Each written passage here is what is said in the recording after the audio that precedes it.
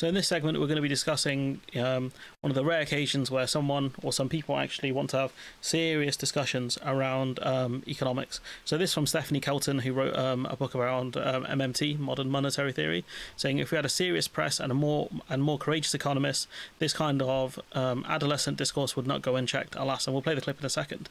You know, austerity is a magic money tree for the 1%, and Stephanie Kelton agreeing. So let's have a listen to this. It's not going to be easy. There's not a magic money tree. It's as if they think there is some magic money tree. And let me tell you a plain truth. There isn't. I know there is no extra payment you don't want to add to, no tax you don't want to rise. But the fact is we have to concentrate our resources on the people who need it most. And we have to stop thinking, as you do, that there's a magic money tree. It's this side of the House that has always been very clear that there is no magic money tree. There isn't a magic money tree. There is no such thing as a magic money tree. This is taxpayers' money. There is no government money. There's no such thing as a magic money tree. There is no magic money tree. There's no magic money tree. There is no magic money tree. There isn't a magic money tree that we can shake that suddenly provides for everything that people want. Okay, so, you know, apparently there's no magic money tree. We're going to hear from Reeves again because she's the Chancellor. There's not a magic money tree. Okay. And, you know, despite the fact that out of nowhere we've got £10 billion because, you know, the Bank of England's pushing more quantitative easing year on year. So, you know, effectively, we poofed £10 billion out of nowhere. Don't believe me? Here's an actual expert on this. So this is Andy Verity.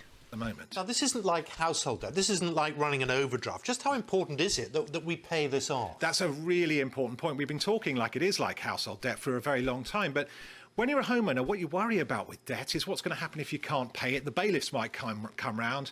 You might have a repossession, but it's not like that for the government, not least because of who they're borrowing it from. And if you look at that, who do we actually owe this money to?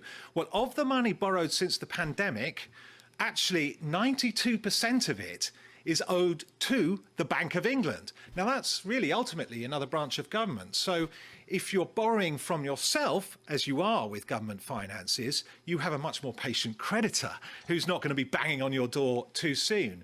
So there you go. There is a magic money tree. And, you know, this is from Andy Verity as well a couple of years ago saying, I've just got the figures for how much the money borrowed by the government since April by issuing IOU notes, known as bonds or gilts, now has the Bank of England as creditor, which created the money to do so from nothing. So the vast majority of the vast 485.5 billion being borrowed in this financial year, 450 billion will be owed to the Bank of England. So the vast majority of it. So evidently there is a magic money tree. But isn't this an actual expert on this, Mariana, an economist? So let's have a listen. Simply coming in and then saying we need to cut in order to reduce that hole, my view is that potentially that hole only becomes bigger. Why? Because the cost of inaction is greater than the cost of action. In other words... So I'm going to be interrupting a bit here because copyright and question time is very aggressive with it, and I'll try and add as much as I can here, which is that she's right, the cost of inaction is higher. You know, for all of the, you know, an ambulance call out is around £250. This winter fuel allowance, I think, is only £300 over, you know, in a lump sum. So, you know, one ambulance call out for a pensioner, or one or two ambulance call outs really for a pensioner, you're already dwarfing the cost of the winter fuel allowance. So it's not economically a good idea, you know, just on the face of it. If you're actually cutting areas like the winter fuel tax, that then she misspoke there, winter fuel allowance. Perhaps even makes the people who are not receiving their winter fuel, and there's lots of pensioners who will not, and they then get sick and they end up in hospital, there's a cost there. Or even at the GPs, there's a cost there. Because instead of, you know, maybe people who are of working age being able to see a GP, they're being blocked by an elderly person who might be even more sick. So there is a cost. Like what you're doing is taking money from older people. Yes, they put some of that money into the NHS, and the NHS is going to need it because you're going to get more and more people going there through sicknesses. If they did both of these policies or means tested it at a much higher level, instead of setting it around like £13,000 or £17,000, however much it was, if they set it at, you know, 60, 70k, where those people would be more comfortable, £300 wouldn't be a lot for them. You're setting a much higher bar, and that means that those people that need the money would easily get the money. And so any sort of modeling and analysis of whether this was the right thing to do to save, what was it, 1.3 or 1.6 billion has to be taking a long-run view. Yeah, that money's nothing. We've already discussed how they've gotten that money. They've gotten 10 billion from the Bank of England. If they wanted to get 11 or 12 billion, they could have done easily. And by the way, this is always true, right? Anytime we make a cut, it looks like it's a cut and it looks like there might be a saving. But in so many different instances, we see that actually that ends up costing the economy much more because of what it actually does, again, to the kind of social fabric, to the health and well-being of people. It costs less, to educate a child than to put them in prison. No, 100% that's true. And, to steal one from O'Brien, when he talked about how, you pay a Jew to go to a car, to set up stall at a car boot sale, and you might make, I don't know, say £1,000 from your car boot sale, and you have to pay £50 to set up a table or whatever. And now you're saying, look, guys, I can save 50 quid here and just not pay my dues and not pay for a table, and I'll save £50. But then it's like you've lost money from whatever you would have sold. Now, this is the analogy he used for Brexit.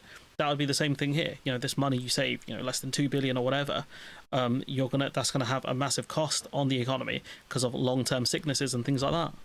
So there's all sorts of different ways. You've got to find the money up front to do that. And where are you? Well, no, because governments aren't households, right? I mean, as a person, you would have to do that, but governments always create money. The question is, are you just creating money by borrowing, or raising taxes? Of course. Well, you could do both, but the point is, you don't. And this is what we miss, I think, in the UK a lot. Just the serious economists talking about this stuff. We had Andy Verity on the BBC. But we don't see a lot of this, we don't see a lot of the kind of, I think the economists or people that, actually understand economics a lot discuss this stuff.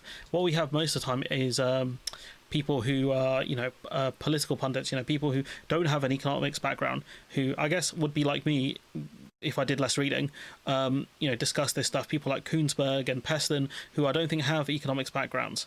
And so when they talk about stuff, they talk about maxing out credit cards, etc., when that's not what's happened here.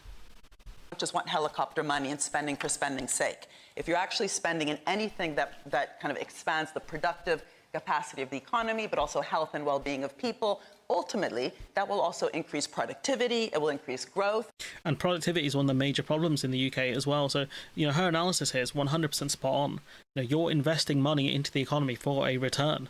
That's something the OBR have talked about as well, where, I think it was like a 1%, if we spent 1% of our GDP, properly, productively into the economy, you could net a 2% return on the investment. And that's the point. And that's the thing that people are that's why the fiscal rules are dumb. Because what you're doing is hampering yourself from investing into the economy. And when you get more public sector investment, you can try and get more private sector investment as well, because they can see things are growing here, jobs are being created, and there's opportunities for them to make money. But, all of this talk, this doom and gloom, this painful budget, even the guy who swapped being a Tory supporter to a Labour supporter, the guy who runs Iceland, even he was talking about Starmer needs to be less doom and gloom. But the problem is, I feel like that's how he's always going to be. I don't think he'll ever be a guy to, ever give us really any good news. This idea that they want to get all the bad stuff out in year one. I mean, you're looking at a very incredibly unpopular government, and how much growth are you actually going to achieve in years 2 and 3 in order to, really push and grow the economy and really benefit people's lives here? I'm not seeing it because, again, the economy just flatlined. Our growth is at 0%. So if we're looking at year 2 of the Labour government, how much growth do you think you're going to get in that second year unless you push massive investment now? It takes time to make a return, and the government simply aren't doing it at the moment. So how do you expect to see growth in years 3, 4 and 5 if you haven't put the groundwork for it now? I just don't get it, guys. But maybe given that Reeves worked at the Bank of England, ultimately she knows way more than me, even though she's a person who criticised austerity in the first place. And what we're seeing is now more austerity. I don't know. But anyways, let me know what you think in the comments below. Like, comment, share, subscribe. Support the channel on Patreon if you can. And hopefully I'll see you in the next one.